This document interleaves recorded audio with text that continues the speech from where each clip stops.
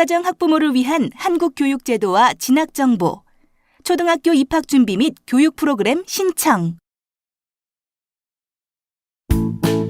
어느덧 유치원을 졸업하고 다음 해에 초등학교에 입학해야 하는 지호를 바라보며 대견하기도 하지만 불안한 마음이 있는 아일린 씨. 한국에서는 언제 어떻게 초등학교에 보내는지 알지 못해 불안합니다.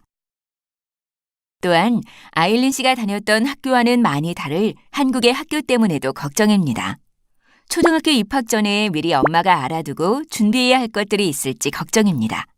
이로 인해 지호가 학교에 잘 적응하지 못할까 봐 아일린은 불안합니다. 아일린 씨의 마음 공감하시나요? 비단 이 아일린 씨뿐만 아니라 많은 어머님들이 자녀들의 초등학교 입학을 기대하면서도 또 설레기도 하고 또 한편으로는 떨리기도 하실 텐데요. 우리 자녀들의 학교 생활의 첫 관문인 이 초등학교 입학, 어떻게 준비하면 될지 함께 알아보도록 하겠습니다. 그럼 이번 시간의 학습 목표와 학습 내용에 대해서 알아볼까요? 이번 시간에는 초등학교의 입학 과정, 초등학교의 시설 및 입학 전 준비 사항에 대해서 알아보도록 하겠습니다. 그럼 본격적으로 학습을 시작해 보겠습니다.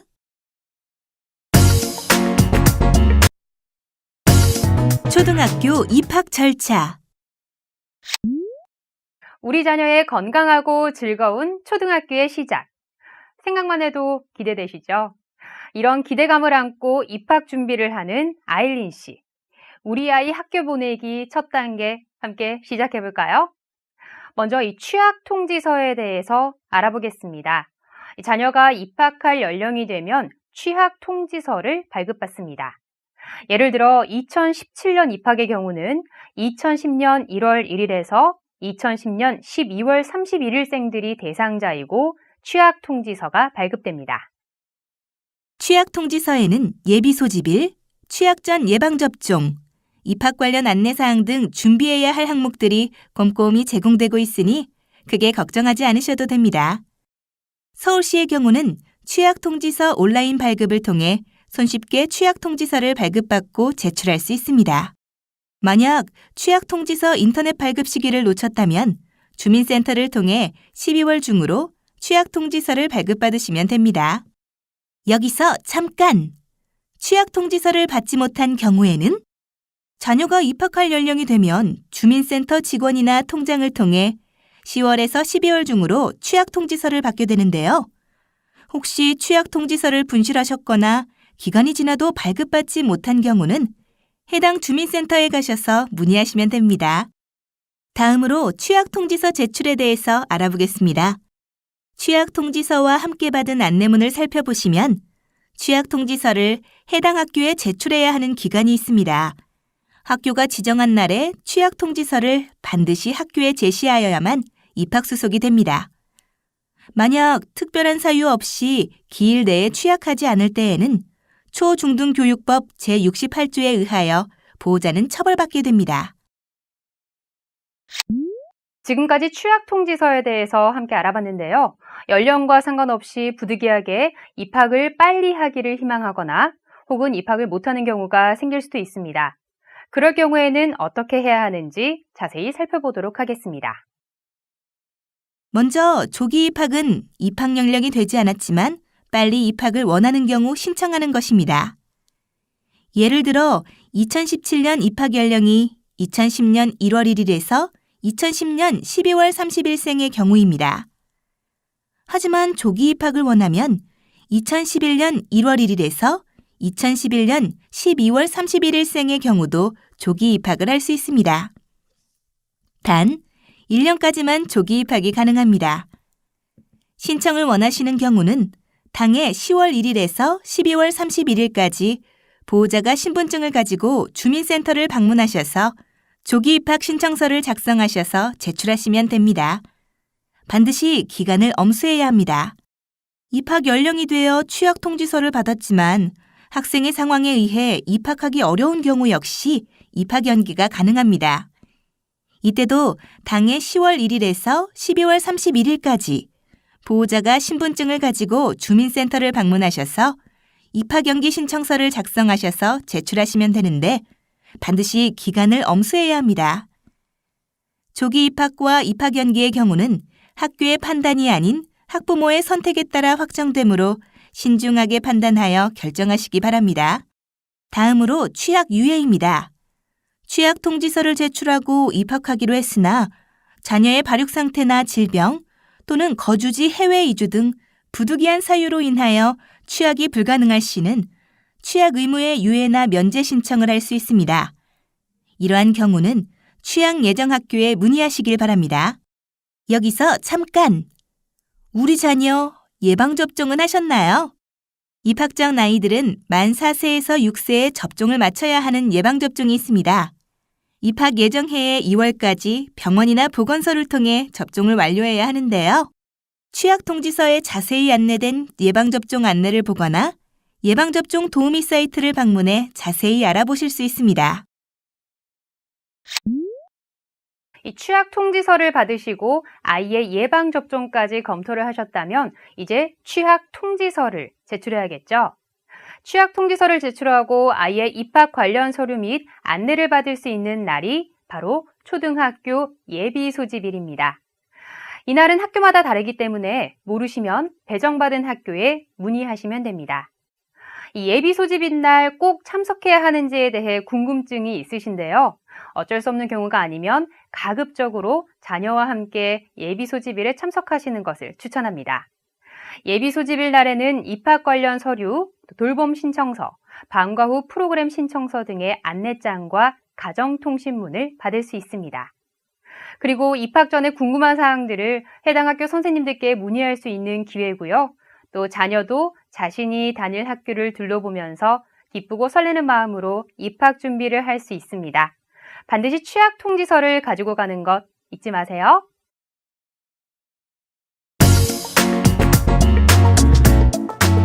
초등학교의 시설 및 입학 전 준비 사항. 지금까지의 단계를 마치면 우리 자녀가 학교에 입학하는 첫 단계가 끝이 났습니다. 다음으로는 자녀가 참여할 수 있는 교육 프로그램을 소개합니다. 학교에는 여러 가지 종류의 교육 프로그램이 있습니다. 항상 가정통신문으로 알려드리는데 이번 시간에는 그 중에서 부모님들께서 가장 처음으로 초등학교 예비 소집일에 받게 되는 두 가지 프로그램을 소개합니다. 알아두셨다가 자녀에게 필요한 프로그램은 초등학교 예비 소집일에 신청서를 받으셔서 작성 후에 기간 내에 제출하시면 됩니다. 우리 아이 학교 보내기 두 번째 단계 시작합니다. 먼저 초등 돌봄 교실입니다. 초등 돌봄 교실은 초등학교 내에 마련된 돌봄 교실에서 저소득층과 맞벌이 가정 자녀를 위해 방과 후에 학교에서 학생들을 돌봐주는 시스템입니다. 즉, 초등 돌봄 교실은 학교의 보육과 교육 기능을 확대하여 보호를 필요로 하는 학생들에게 서비스를 제공하기 위한 제도입니다. 초등 돌봄 교실에서는 정규 수업 이외의 시간을 가정과 같은 환경에서 편하고 안전하게 보낼 수 있도록 하고 맞춤식 과제 지도 및 특기 적성 시간을 운영하여 학생들의 소질과 재능을 개발하도록 하고 있습니다. 초등 돌봄 교실은 시간에 따라 다르게 운영이 되는데 오후 돌봄은 방과 후부터 17시까지, 저녁 돌봄은 17시부터 22시까지로 운영이 됩니다. 학교에 따라서는 저녁 돌봄은 운영하지 않기도 합니다. 초등 돌봄 교실을 신청할 경우 비상연락망이나 응급처치 동의서, 학생관리카드, 맞벌이 재직증명서, 저소득가정 해당 증빙서류 등이 필요하며 궁금한 사항은 해당 학교에 문의하시면 됩니다.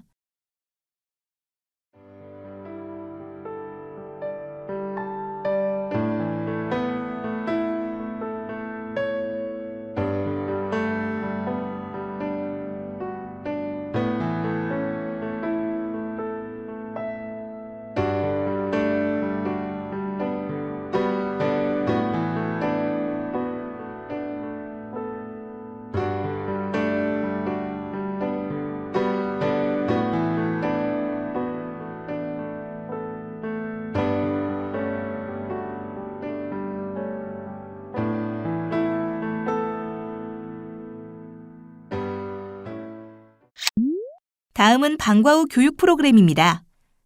학교에서는 방과 후에 학생들의 특기 적성 개발이나 학습력 향상을 위해 여러 가지 프로그램을 운영하고 있습니다. 일반 교육기관에 비해 저렴한 교육비로 다양한 교육 중 선택하여 배울 수 있는데요. 축구, 농구, 태권도, 배드민턴, 발레, 리듬 체조 등과 같은 체육 관련 프로그램이나 영어, 외국어, 수학, 과학 탐구 등과 같은 교과학습 관련 프로그램, 클레이 아트, 수채화, 종이접기, 바이올린, 피아노, 오카리나 등 예체능 관련 프로그램 등 다양한 프로그램들이 운영되고 있습니다. 아이의 흥미와 적성에 맞는 프로그램들을 선택하여 교육을 받으며 사교육 절감에도 많은 도움을 받을 수 있습니다. 운영되는 프로그램은 학교마다 다르므로 학교의 안내장이나 신청서를 참고하시면 좋습니다. 지금까지 자녀들이 학교에서 참여할 수 있는 교육 프로그램들에 대해 알아보았습니다. 다양하고 재미있는 프로그램과 가정처럼 돌봄을 받을 수 있는 안전한 프로그램이 있어 마음이 놓이시죠? 하지만 참여하고 싶은 프로그램은 꼭 기한 내에 신청서를 제출하셔야 하는 것을 잊지 마세요.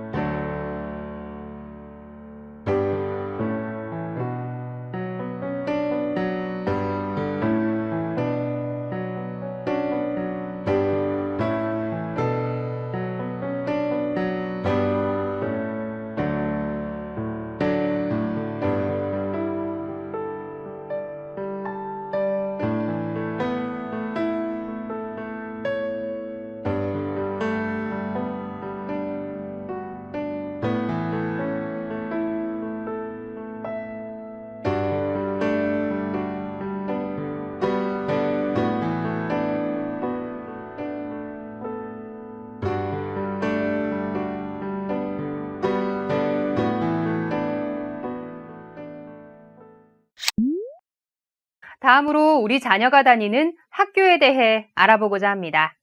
자녀들은 1학년에 입학하면 담임 선생님과 친구들과 함께 학교 이곳저곳을 누비며 자세한 안내를 받고 생활하기 시작합니다.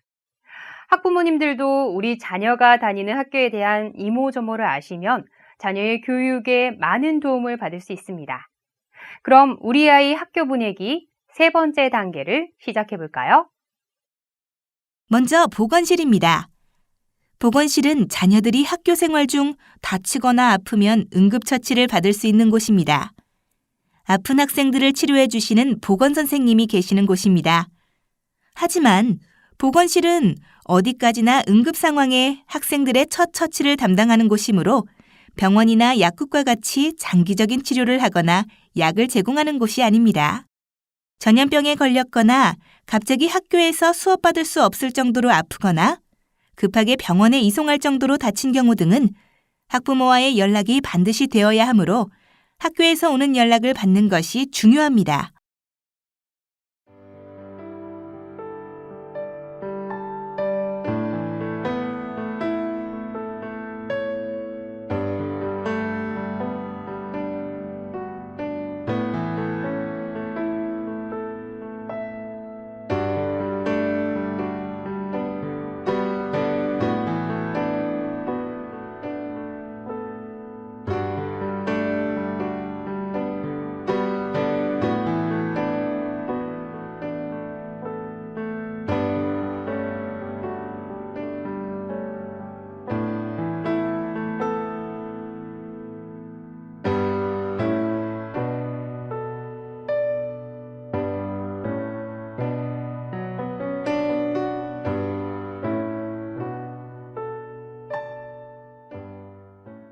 다음은 교무실에 대해서 알아볼까요?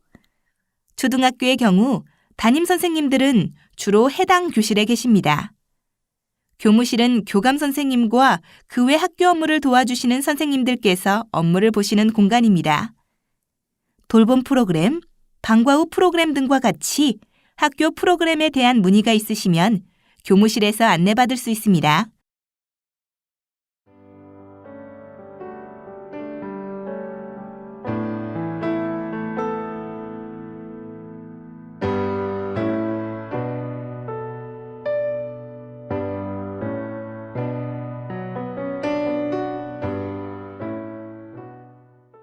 다음으로 도서관은 학생들이 언제든지 찾아가서 책을 보거나 빌릴 수 있는 곳입니다. 1학년에 입학하면 도서 대출증이 발급되는데 이 대출증으로 도서관의 책을 빌려서 집에서도 읽을 수 있습니다. 또한 학교마다 다르기는 하지만 학부모님도 책을 대출받아서 읽을 수 있기 때문에 자녀와 함께 책을 읽으면서 자녀에게 책 읽는 습관을 길러주시는 것도 좋은 방법입니다. 단, 대출 기한 내에 책을 반납하는 것이 중요하고 모든 학생들이 빌려서 읽는 책들이기 때문에 책을 잃어버리면 안 됩니다. 자녀들이 기한을 잘 지키고 학교 물건을 자신의 물건처럼 소중히 여기는 태도를 기를 수 있도록 가정에서 지도해 주셔야 합니다.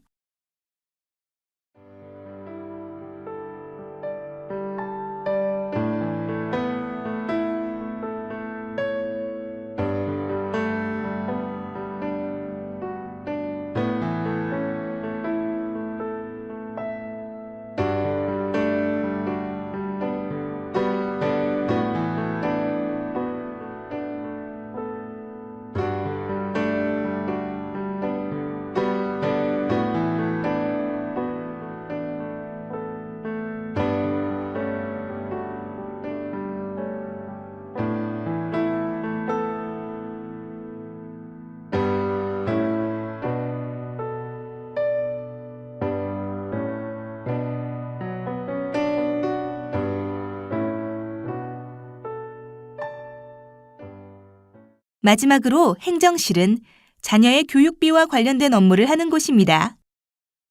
초등학교는 의무교육기관이므로 교육비용이 따로 들지는 않습니다.